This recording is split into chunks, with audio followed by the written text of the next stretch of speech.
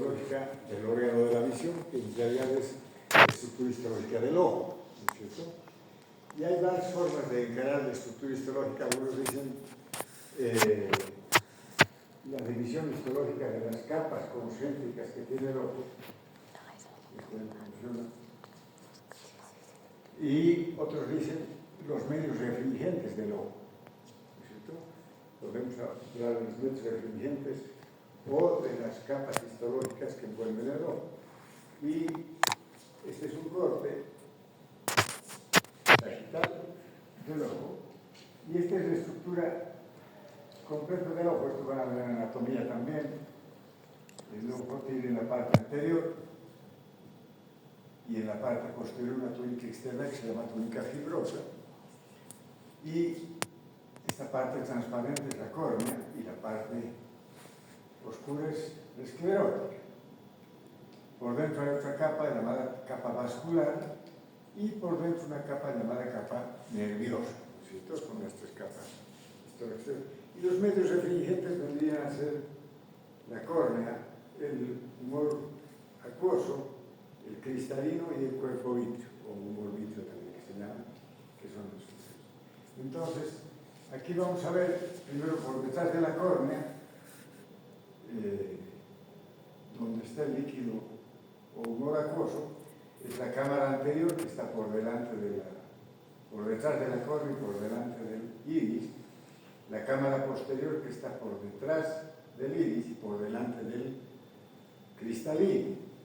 Estas son la cámara anterior y cámara posterior. Cuando hay aumento de la presión ocular, se toma aquí en la parte anterior de la córnea y este líquido o humor acuoso se drena por un conducto llamado conducto de Skene, que está en la unión esclerocorneal, una malla trabecular entre la unión de la córnea y la esclerótica, llamada también limbo esclerocorneal o unión esclerocorneal. La unión es una zona trabecular donde está el conducto de Skene, que es el que va a drenar el cuerpo o humor acuoso para mantener una presión permanente. Luego estamos viendo aquí el cristalino, aquí el humor acuoso, este conducto llamado conducto hialoideo, que es el que queda con los resabios del embrión. Esta línea que ven aquí, que es la línea que une la retina, que se une con la coroides, llamada también ora serrata, o parte de la retina ciega, que se dice que no ve nada. Esta retina es la parte ciega, esta luminosita está alrededor del globo ocular. Otras cosas que hay que ver, aquí las zonas, la fobia central, que es el lugar que está construido por una dureza visual, aquí la mácula lútea o mancha amarilla que se llama, que en el centro tiene la salida de las arterias y entrada de las venas del globo ocular. Es aquí donde se toma el fondo de ojo. Cuando ustedes ven hacer el fondo de ojo con una lente, pues van desde aquí, atravesan esto, y aquí se ve el fondo de ojo con la salida de las arterias, que sirve generalmente para ver la presión arterial, o sea, en la salida de las arterias, cuando las arterias se cruzan, cuando comprimen las venas, etcétera, para ver el fondo de ojo. Esta es la... Ahora hay algunas enfermedades que vamos a verlas después. Esta es la salida del nervio óptico, que viene como conjunto de la unión de todas las neuronas de la retina. Esa es una capa más o menos que están viendo los músculos extrínsecos del ojo, que van a dar los movimientos al ojo, que van a ver en la anatomía seguramente. Y entonces vamos a ver ahora la estructura histológica de cada una de las arterias. Hemos dicho que la capa fibrosa en la parte posterior, casi toda la parte posterior del globo ocular, se llama esclerótica o esclera, ¿no es cierto? Esta esclerótica tiene una coloración blanquecina, y o se dice también el blanco del ojo. Solamente en algunos individuos, cuando tienen una enfermedad llamada la osteogénesis imperfecta, hay alteración del tejido colágeno, entonces se dicen niños de escleróticas azules. No es que tengan la esclerótica azul, lo que pasa es que el tejido conectivo de la esclerótica es de tan mala calidad que se ve por transparencia la coroides, la capa vascular, por eso se dice escleróticas azules. Lo mismo pasa en el hueso es eminentemente tejido conectivo y que tienen mala calidad los colágeno tipo 1, pues se fracturan permanentemente.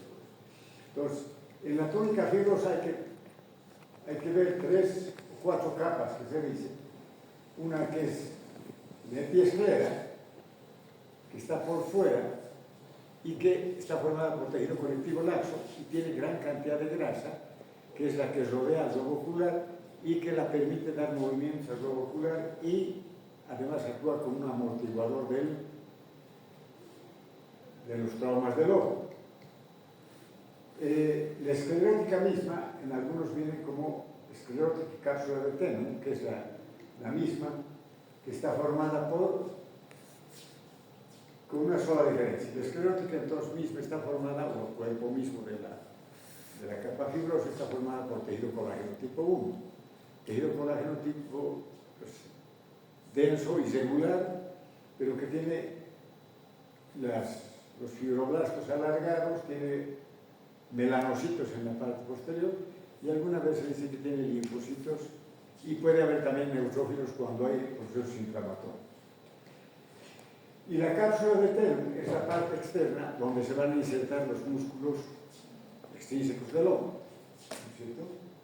Y la lámina fusca ya viene a ser una unión entre la esclerótica y la coroide.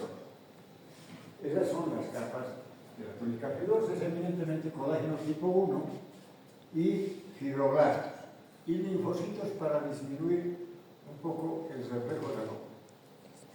En la parte anterior está la túnica fibrosa llamada córnea. La córnea va a tener varias capas y esta córnea, antes la parte externa, con la parte anterior, está adaptada por un epitelio corneal, llamado también epitelio corneal anterior, en algunos libros viene, porque la parte posterior viene como epitelio corneal posterior, ahora se dice epitelio corneal y a la parte posterior se dice endotelio corneal. Pues el epitelio corneal está formado por un epitelio plano estratificado no queratinizado, tiene aproximadamente 5 a 7 estratos de células. Las uniones entre estas células son de dos tipos, son ocluyentes y adherentes o desmosomas, son dos tipos de uniones. En la parte basal hay más uniones ocluyentes y en la parte media las uniones llamadas desmosomas. Son importantes las uniones entre las células que evita, las uniones celulares va a evitar el ingreso de bacterias hacia el estroma de la córnea. Además de este epitelio corneal anterior, las capas son superficiales, tienen células con microvellosidades, se regeneran fácilmente, en 5 a 7 días se regeneran las capas. Cuando hay trauma corneal, se hace un raspado de la córnea, se tapa el ojo y en una semana se regenera el epitelio corneal anterior.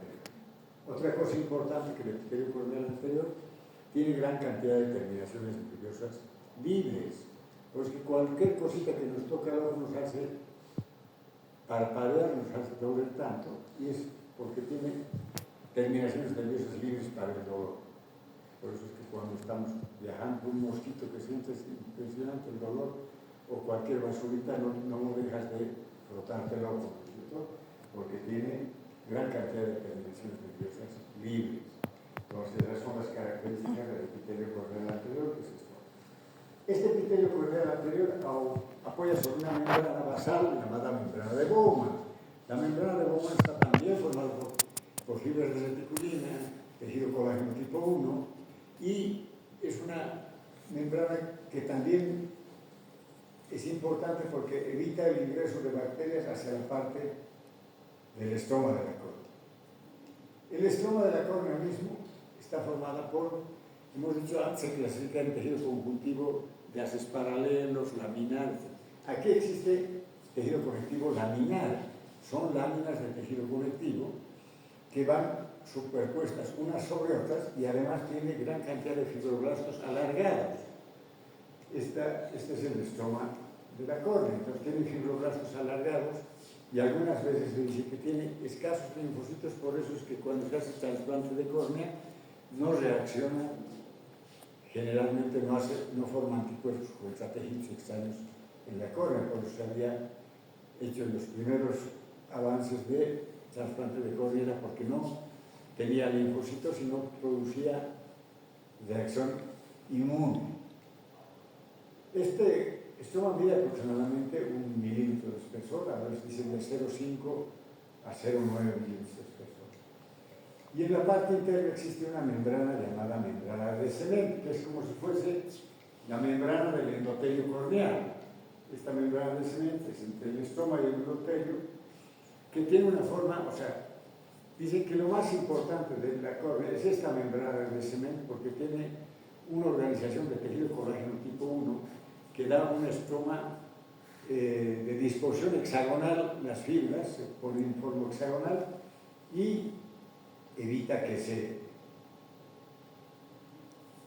separe el estroma del endotelio corneal y además evita las infecciones. Además, esta disposición hexagonal permite que este endotelio corneal o epitelio corneal posterior, que está formada por células planas o células cúbicas, tiene gran cantidad de poder de hidratación. O sea, la hidratación de la córnea, este estroma se va a hidratar gracias al epitelio corneal que tiene en las células. Podemos encontrar vesículas pinocíticas llenas de agua. Hay membranas de transporte de agua, de transporte de iones de sodio, cloro, pueden transportarse gran cantidad de agua del endotelio corneal a través de la membrana de cemento para hidratar la córnea. Y en nuestro medio es muy frecuente la deshidratación de la córnea porque el clima es malísimo en La Paz. Entonces tiene el ojo seco que llaman, que hay en algunas enfermedades también, como alguna enfermedad reumática que es la enfermedad de Sjögren. Hay unas escleróticas secas, las conjuntivas secas, que son características. Entonces este endotelio corneal va a ser el que le va a dar la gran cantidad de hidratación al estroma de la córnea y pasa por esta membrana que da de cemento. Acuérdense que normalmente la córnea se va a nutrir a partir del humor acuoso que esté en la cámara anterior del ojo. Eso le va a dar hidratación. Pero también se dice que el epitelio corneal anterior puede tener capacidad de transportar agua a partir de las células del epitelio corneal. Entonces, la túnica fibrosa anterior, o transparente, o translúcida, como se dice, tiene un epitelio corneal anterior que es plano estratificado, no queratinizado, con células superficiales con microvelocidades, 5 a 7 capas de células que se regeneran muy rápidamente porque en la base puede haber células con mitosis. La membrana de Bowman sobre la que apoya, el estroma que es tejido conectivo laminar, tejido colágeno tipo 1, igual que la esclerótica, la membrana de cemento que tiene una disposición hexagonal que permite la hidratación del estroma a partir del endotelio corneal, que tiene vesículas pinocíticas, que tiene membranas de transporte de sodio, transporte de cloro, transporte de agua. Esta es la estructura al microscopio, que es el epitelio corneal anterior. No se ven las membranas basales ni las de Bowman ni las de cemento. Esta es la pared propia o el estroma propio de la córnea y este es el endotelio corneal posterior. Esa es la capa fibrosa. La túnica vascular del ojo, también llamada uvea, túnica vascular del ojo, generalmente la dividimos en 3 partes. Esta coroides tiene una capa coriocapilar y una membrana de Bruch. Entonces, en la túnica vascular vamos a diferenciar la coroides, el cuerpo ciliar y el iris. Los 3 son partes de la túnica media del ojo, la túnica vascular o de la uvea, que se llama. La coroides misma va a tener una capa coriocapilar que está formada por capilares. Estos capilares son los de mayor diámetro en el organismo y están las arterias y las venas que van a nutrir a la retina, pero además están unas venas llamadas venas vorticosas, que son donde se drena el humor acuoso, que es el conducto de Sklen, va a drenar además a las venas vorticosas de la capa coriocapilar. La membrana de Bruch, en realidad esta membrana de Bruch es el límite entre la coroides y la retina. En algunos libros viene como la membrana de Bruch está formada por tejido colágeno tipo 1, pero en algunos libros vienen 5 capas y en algunos libros vienen 6 capas. ¿Cuál es? La membrana de Bruch está formada por una membrana basal de los capilares, hay una capa de tejido conectivo, una capa de fibras elásticas, otra capa de tejido conectivo y la membrana basal de la siguiente capa de la retina, que es la membrana basal de las células pigmentarias. Entonces, en algunos viene como la unión entre la coroides y la retina, y en algunos vienen 3 capas, 2 capas y en algunos vienen 6 capas. Pero lo más importante es que sepan que forman las 2 membranas basales de los capilares y de las células pigmentarias, y que en el medio existe como un tejido colágeno y tejido elástico en la membrana. El cuerpo ciliar, que está formado por los procesos ciliares, el ligamento suspensorio del cristalino y el músculo ciliar. Estos procesos ciliares están formados por tejido conectivo laxo y existen un epitelio pigmentario y otro epitelio no pigmentario. Y el epitelio pigmentario es el mayor, que tiene gran cantidad de melanocitos que van a tener gran cantidad de melanocitos y fibroblastos. Estos fibroblastos van a sintetizar el humor acuoso y también van a absorber el páramo. Y este tejido conectivo se agrupa formando el ligamento suspensorio del cristalino. Este ligamento suspensorio del cristalino, que tiene una forma triangular, en realidad este músculo llamado músculo ciliar tiene 3 capas. Una capa meridional que se llama músculo de Bruch, una capa radial y una capa circular. La capa radial también se llama músculo de Müller. En algunos textos viene que los músculos ciliares, cuando uno nace, no funcionan, y a medida que avanza el tiempo va a funcionar recién y van a llamar músculos tensores de la coroides también. Algunos, como el músculo de Bruch, se llama tensor de la coroides.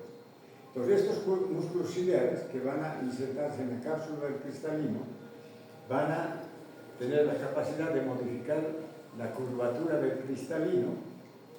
Por eso son 3 tipos de músculos: entonces, radial, circular y meridional. Ya el meridional se llamaba músculo de Bruch, que tenía una importancia, decían, que es el que hace funcionar mejor. Y la otra parte de la túnica vascular es la forma del iris, ¿no es cierto? El iris que en la parte central delimita lo que llamamos la pupila, ¿no es cierto? Por eso es que en el iris está formada también por 2 tipos de músculos, un músculo circular y un músculo radial, que se llama músculo dilatador del iris, el músculo circular, y el músculo radial se llama constrictor del iris o músculo, que son 2 tipos de células mioepiteliales, son células musculares. Y cuando hablábamos de inervación, hemos dicho que había 2 tipos de inervación: una inervación unitaria, como los músculos estriados, y una inervación multiunitaria, que cada fibrita tiene una terminación nerviosa. Por eso es que el reflejo de la luz en la pupila es muy rápido, se cierra o se abre con rapidez. Y tiene también estos músculos, el dilatador y el esfínter del iris, están inervados por el músculo simpático y parasimpático. Estos son los músculos que van a dar la abertura de la pupila van a contraerse o van a dilatarse según la cantidad de luz que va a pasar.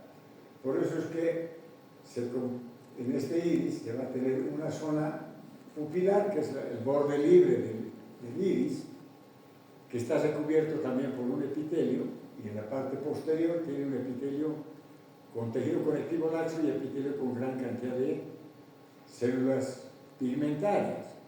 Y el color de los ojos va de acuerdo a la cantidad de células pigmentarias. Cuanto mayor cantidad de células pigmentarias tiene, más oscuros los ojos. Y cuanto menor cantidad de células pigmentarias tiene, más claros los ojos. Pues nosotros que tenemos ojos verdes o celestes, están mirando, tenemos poca cantidad de melanocitos en la capa posterior del iris. Por eso es que, y se dice, hay una teoría que dicen que al final todos vamos a tener ojos verdes porque se van a ir perdiendo la síntesis de melanina en los melanocitos del iris, ¿no es cierto? Entonces, esas tres son los componentes de la túnica vascular del ojo. Así se ven los músculos ciliares.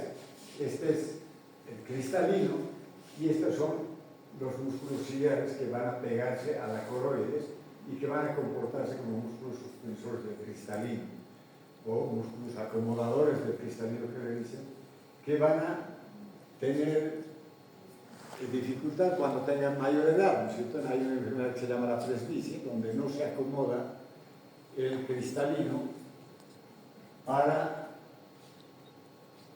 la visión de lejos o de cerca. Por eso es que esta característica del microscopio. Uno de los órganos más importantes, donde hay una enfermedad que se llama las cataratas, que se operan frecuentemente antes tenían dos tipos de cirugías, es el cristalino. Es un lente biconvexo que es transparente. Tiene un diámetro aproximadamente de 7 a 10 milímetros. Tiene un grosor de 3 a 4 milímetros. Un índice de refracción de 1/3 se llama... el cristalino tiene un índice de refracción de 1,36 a 1,4. Está rodeado de una cápsula, este blanco que ven, que es la cápsula del cristalino, que está formada por tejido colágeno tipo 4. Por debajo existe un epitelio, llamado epitelio subcapsular, formado por células cúbicas, y el resto del cristalino está formado por las fibras del cristalino, en realidad que son células alargadas y que tienen su núcleo normal, pero que con el tiempo se van pegando tanto a las células que ya no se les llama fibras, sino se les llama prismas del cristalino. O sea, van alargando tanto y comprimiéndose tanto las células, las fibras del cristalino, que también se originan de los fibroblastos, y van a formar las prismas del cristalino. Entonces, es transparente, es un lente biconvexo, tiene elasticidad, porque pueden estar rodeadas de fibras elásticas estas. El diámetro, hemos visto, tiene un grosor, y el más importante es el índice de refracción, ¿cierto? Que este índice de refracción es importante para atravesar los rayos luminosos. Hay una enfermedad también que se llama las cataratas, ¿no es cierto? Y en las cataratas te cambian el cristalino, la lente misma, pero tienen que abrir y poner dentro de la cápsula del cristalino. Y ahora la característica es que, de acuerdo a la persona, se da la convexidad del cristalino y el índice de refrigerencia se calcula en la computadora para hacer el reemplazo del cristalino.